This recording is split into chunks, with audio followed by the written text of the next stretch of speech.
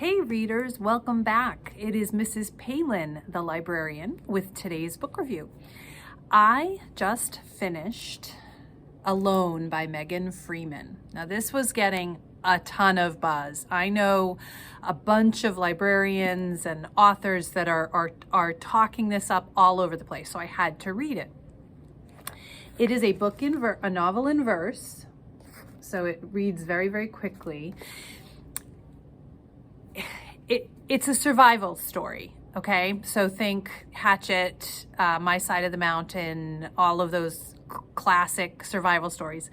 But this one was different in the fact that she wasn't surviving on the side of a mountain. She wasn't lost in the woods. And therein lies the rub for me. I had a hard time with this, the premise of this. So she's living in suburbia.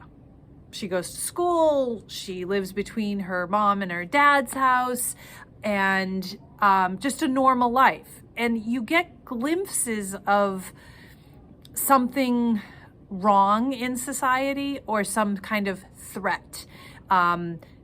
The mom mentions she has to babysit, but they'll be home before the curfew.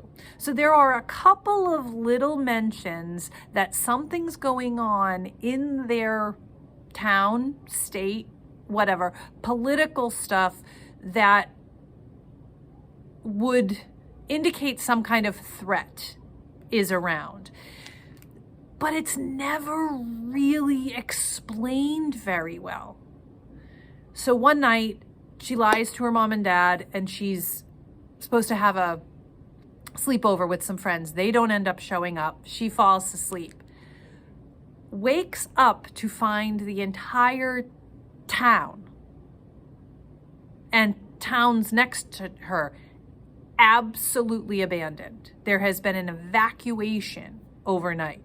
And so thorough an evacuation that there's no police or army or anything on the roads that she can go for help. One, it not being really clearly stated what their living conditions were like, I had a problem with. And then two, I don't know, I found it just hard to grasp. 3 years she was alone.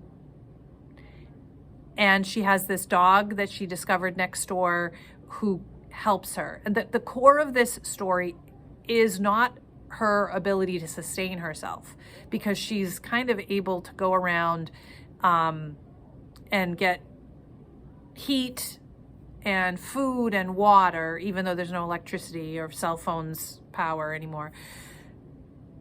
She's able to do all that with great effort. But the core of the story is how you deal when you are alone, when there's no connectivity, when there's no contact between people. And that is really what gets you thinking. What do you need to survive? Is it really food and water, or is it social contact? So I enjoyed the book on that level. The language was beautiful. But again, I just had a really hard time with the premise of how they got to where they were. I just didn't feel satisfied. Even at the end, when you find out what happened, I was like, what? I don't know. I don't know. Maybe it's me. I enjoyed it, but again, there was too many question marks for me. It wasn't nicely, tightly packaged. If you like survival stories, though, it's a good one. Megan Freeman. Just call me, message me if you figure it out.